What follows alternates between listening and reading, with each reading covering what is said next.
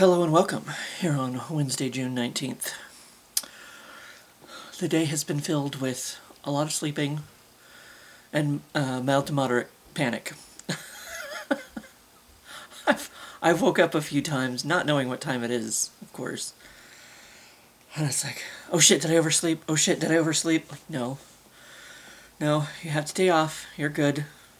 You have today off both jobs. You're good. So, yes, happy Juneteenth to anyone who happens to be celebrating that happens to be watching. So,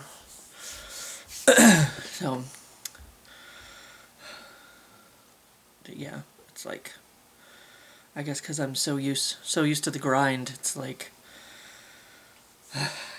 and of course, I'm also used to oversleeping. So, as long as I'm awake tomorrow, I don't oversleep for that.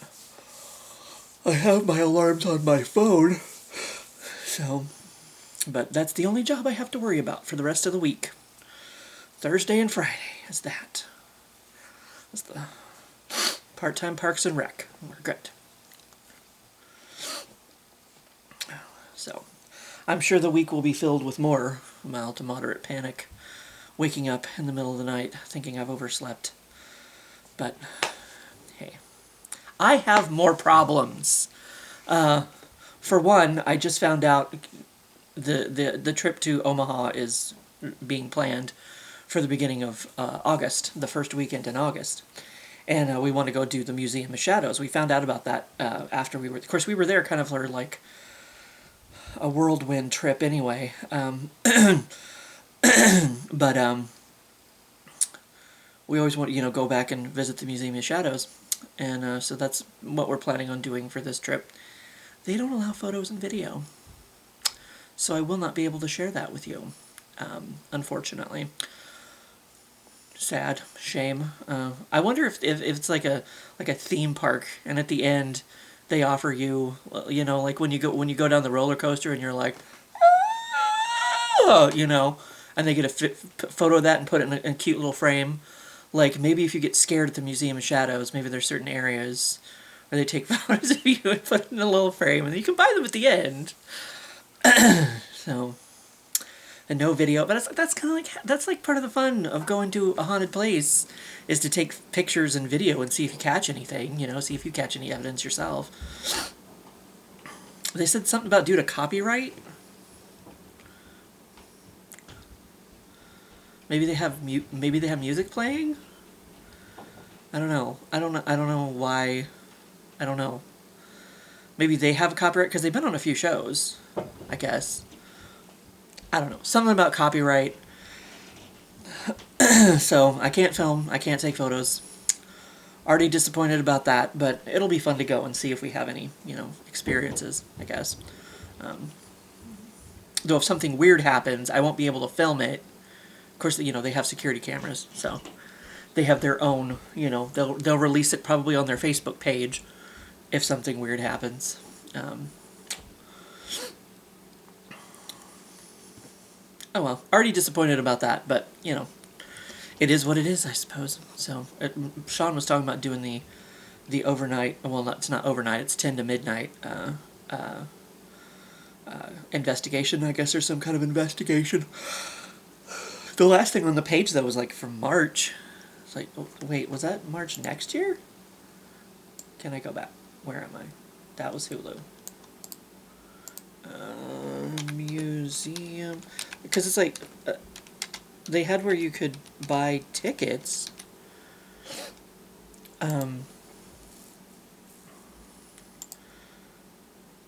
Was that? But it was, like, March. March 2nd, Ghost Hunt. Regular ticket admission, $40. March 9th, Ghost Hunt. It says add to cart. How can I add it to cart?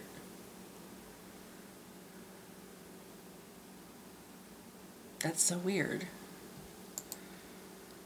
Is that for next? Are they already taking, like, is this year booked and they're tickets for next year? It doesn't say 2025.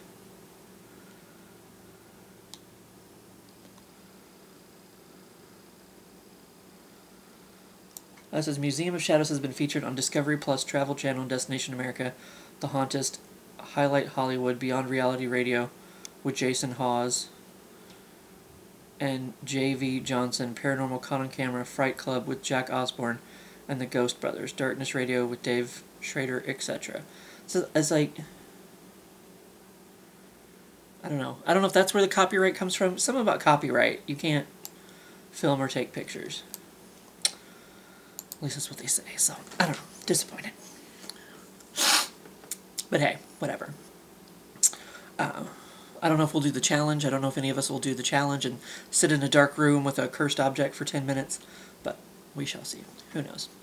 And I also found tick on me. Wasn't happy. I was scritching a belly roll. And it's like, I just thought maybe there was like an ingrown hair or something. And then I looked, I was like, oh, I like finally scratched whatever it was off. And it turned out it was a tiny little fucking tick. So now I'm going to get Lyme disease and go crazy, maybe. Who knows? That should be fun. But anyway, I didn't check myself very carefully after we were out at Mar Park yesterday, picking up the limbs and stuff. But I knew I had one underneath. Did I tell you I had one underneath my... I felt like crawling up underneath my shirt. So I just kind of... I don't think I mentioned that story. I think I meant to, but who knows. But I just kind of turned away from everybody else and flipped my shirt up and flicked him off. So it's like, nope, not you. But the other tiny little guy. So I wrapped him up in a piece of paper, or not paper towel, toilet paper, and I flushed him down the toilet with my shit where he belongs. But so that's what I've had going on today. Fun times. And now, whoops. Let's answer a question, shall we? What makes you feel sad not being able to film or take pictures at the Museum of Shadows?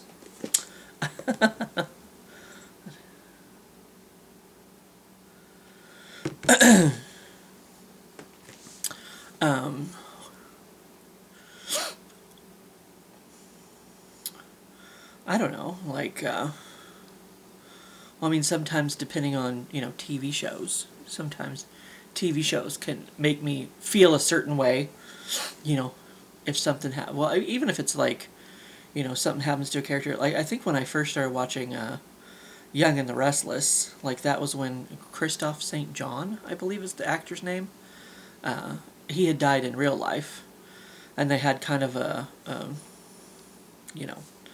they had his character's death on the show, or whatever, and they were making me feel a certain way about it, even though it's, an actor I didn't really know, and a character I definitely didn't know, because I never watched the show before, but,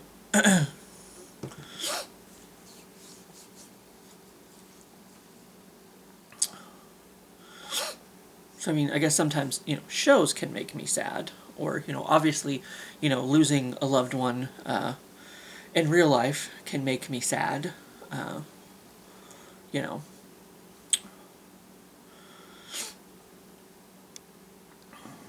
having to go back to work next week. If I'm not taking the question I am taking the question very seriously, because going back to work next week is going to make me sad. It's like, being an adult is, we've discussed how, like, just being an adult just fucking sucks. Going to a job you don't want to go to pay bills you don't want to fucking pay, like, I just want to be, like, I want to be a billionaire so fucking bad. I don't know if I think he says frickin', but, like, I don't want to do it. I don't want to, like over a year and a half ago, I was like, I don't want to be I never wanted to be an adult. I didn't ask for this. I didn't sign up for this shit.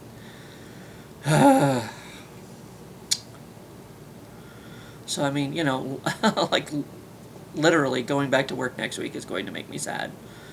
It's like, ugh, this shit again, just never fucking ends. So, that's kind of a joke answer, but also kind of not, because, yeah. I don't want to do it anymore. I don't want to do it anymore. I'm sick of it. I'm over it. I'm just fucking over it. Like, seriously. Uh, I've been over it for quite a few years, but definitely within the last year and a half, that's when I started, like, not going to work on time. Because there's like a 10-minute grace period. As long as you clock in by 10:09, you're good. You don't get half a point. And I've started pushing that. That's when I started using all my PPTO. Because if you know, it's in 15-minute increments, which is kind of annoying because then you use more of it than you need to. Sometimes, depending, it's like if I'm gonna say I'm gonna be half an hour late, if I have to put in half an hour of PPTO, I'm going to be half an hour late. Like, that's just all there is to it. You know what I mean? Like, I don't want to get there at 10:16 and then have to put in an extra 15 minutes of PPTO and work that time. Like, no, I'm not going to be there until 10:30. I will stand around here in my apartment and wait. And it's like, okay, now I should be able to, be there by. I will stand around my apartment an extra 10, 12 minutes just so that if I'm going to say I'm half an hour late, I'm going to be a half an hour fucking late. Like, that's all there is to it. Uh, so yes, those are three, pretty strong answers,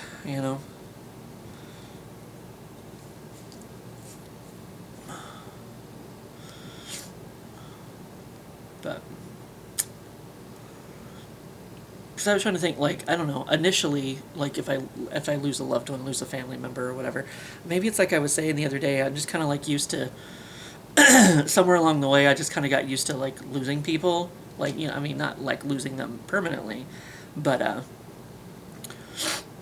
I'm shaken for a little bit, and then I guess I kind of like move on, I guess, when I lose a loved one in real life or whatever, because it's like, I don't know, like, there's nothing you can do, they're gone, you know what I mean? Like, I don't know, I might cry over it a little bit, but then it's like, I guess that's just the way the world works, I mean, unfortunately, it is. You pay bills, you go to a job you don't want to go to pay bills you don't want to pay, and then, you lose people you love along the way, and it's just kind of how the whole situation is. That's called life, But I do remember, I think my grandmother was the first person. There might have been people that died before that, but they weren't really I didn't really know them. They weren't really a part of my life, whatever. But my grandma was the first one that I lost that, I knew really well, I guess. And maybe as a kid I just didn't really understand it. I don't know. I knew she died of cancer. She had cancer, she beat it, and it came back. And I knew we went and visited her in the hospital a lot, And that's kind of where my penchant for peanut butter came from, because they had these little, the little cups, individual cups of peanut butter or whatever in there, probably for, the, probably more for the patients, but, because I was a kid, they used to give me those, or somebody used to give me those. I don't know if they came with my grandma's lunch, and she just was never hungry, so they ended up giving them to me. But I kind of remember sneaking into the break room one time, and taking some from the drawer, I think. I was like, oh, there's those peanut butters. But so she was in the hospital for a long time, and she was, she'd been sick for a long time, so it's kind of, I mean, I don't know, like, as a kid, maybe I just didn't really know what was going on. I don't really do funerals. Like, I didn't want to do that one, but I was made to because I was a child, and I was like, I don't know, I didn't, I don't know, I don't need to see my mannequin, see a loved one of my mannequin in a box to understand that they're gone. I don't know, that's just the way it is, I guess. I don't know but not to mean that, I don't shed a few tears here and there, but I don't know. I remember going to, I guess it was the visitation or whatever. And because I remember I heard my mom talk about this one time. And I don't know why I didn't explain the situation. Maybe I was asleep, and I don't know. Maybe I heard the conversation half asleep. I don't know. That's very possible. But we were all standing at the casket. It was me, mom, probably my sister, grandpa, and my uncle Mike. And he did like the thing, like I guess I don't I mean he's not Catholic, I don't think, but he did like the crossing of the thing or whatever, and I thought that was like something that you were supposed to do, but I was too embarrassed to do it then, you know. But then when everybody started to walk away, I went back up to the coffin and I was going to do that, because I guess I wanted to make sure my grandma went away okay. I don't know. But then I guess mom like caught me before I was able to do it. She was like, "Well, what are you doing?" or whatever, you know. I wasn't as sneaky as I thought I was, I guess. I don't know. Because I heard mom talk about that once, about how I went back up to the casket after, everybody else was walking away or whatever. So I don't know what she was thinking I was doing. I don't know. But, or maybe she thought I was extra sad. I don't know. But I was going to do the cross over the chest thingy. Because I saw my uncle do it, so I thought maybe that's what you were supposed to do. I don't know. But I didn't get a chance to, And my grandpa, he was in hospice care in his front room for the last, I don't know, maybe a couple weeks of his life, at least. I don't know. And I'm glad I got down there one last time to see him, because that would have bothered me if I hadn't gotten to, because mom and my sister were there the whole time, they were there with him the whole time. I mean, he was sleeping a lot, that was all he was doing, whatever. But yeah, it would have bothered me if I hadn't, he didn't, I mean, he knew I was there at least once, because the last words he said to me were, "I don't know, Jason, I just don't know." So he knew I was there, at least, at least, and I gave him a hug before I left, and he wasn't strong enough to lift his arm to hug me back, but, that was kind of that situation, So I don't know, it's kind of like, most deaths, I guess, I see coming because it's like old people, or older people who are sick, and, it's almost kind of a relief when they go, I guess. When I don't expect it is like when my friend Robin Martinez died. If you look back at the Strouds video, I might look up the Strouds video. She was the one that as we were leaving, I believe I got footage of the swan like attacking her, attacking her bag of food, trying to get her food. I think that was the only video Robin was ever in, but she has passed on, and unfortunately, my friend Corey, who was in that one video that I linked recently, about him shooting the air cannon at Katie, he got in a car accident, I believe it was. Robin, I believe she had diabetes for a while, and I remember one night I ended up having to like go, get her like an orange juice and a cookie or something because she was like crashing, So I guess I never really asked like what it was, what happened, whatever, but she passed in her sleep, and that kind of, that shook me a little bit more because it was like, I wasn't expecting that message just out of nowhere, I thought maybe she had had an incident and she was in the hospital when I saw that her nephew had contacted me, because he never, we have each other on Facebook. He actually worked there on the floor crew for a little while, but, like I wasn't expecting it, like I thought like, oh, Robin has had an incident and she's in the hospital. Like I thought maybe she was in the hospital, but it's like, he contacted me. I was clocking out that morning and, did I not have my phone with me? Why didn't I have my phone with me? Usually I do. Maybe I had to charge it for some reason or whatever. Or maybe I saw he had a message. Maybe I saw I had a message from him, and, well, he would have contacted me on Messenger. So he wouldn't have contacted me, like just a text. And I'm not very good about checking my messenger all the time, because it's like usually people don't contact me on Messenger anyway. But so that's probably what it was. I had my phone on me, but I don't have my notification set up to bother me when it comes to, you know. Right now it's on. Oh, that was a little gnat. That wasn't another. That wasn't another tick. Um,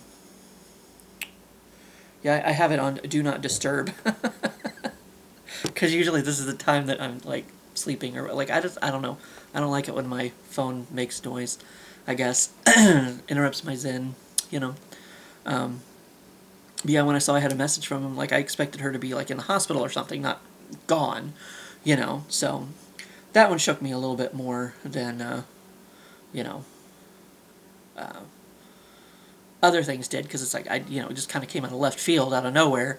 You know, it's like of course, I mean, after she didn't work with me anymore, it's like we didn't really lose contact. I mean, we had each other on Facebook. We might leave a like or a joke here and there, like on a comment or something. But obviously we didn't get a chance to hang out as much as we did, because as kind of like I was talking about the other day, sometimes even when people go to the day crew, it's like they're on a completely different planet. So especially if they don't work there anymore at all, like we always tried to get together to go to. Her family had never tried Pizza Ranch, and we talked about going up to Pizza Ranch, and when they could give it a try or whatever, you know. But of course that's one of those things like adults usually do. It's like, oh, we should get together sometime, and then never get together. It's kind of one of those things. But yeah, so it's like, I mean, we hadn't been in contact, as much. I mean, I guess it was as it was a surprise for her family too. The people who had been around her the entire time, they weren't expecting it either. So it's just one of those go to bed and not wake up kind of situations. So that one shook me a little bit more, like I said, than some of the other deaths that I've been through in my life, because it's just you don't really expect it. You know what I mean? But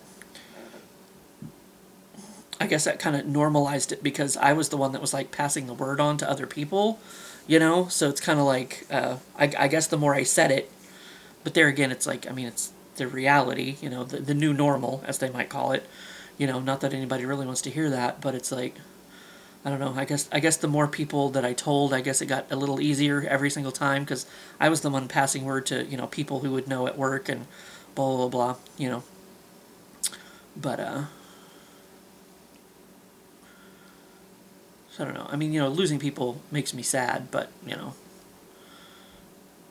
I guess it doesn't last long, maybe? I don't know. That just makes me sound like a sociopath or something.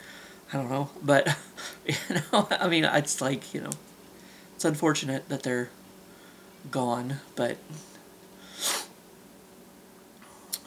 like I said, that's the way the world works. Unfortunately, that's the way life works. It just, most of it fucking sucks. Not all of it, but there's definite parts that aren't the greatest, aren't the best. So there you go. I guess that's kind of maybe a little of my thoughts on death too. Maybe, I don't know. But that's those are some things that can make me sad. So. But anyway, I guess no other things are coming to me.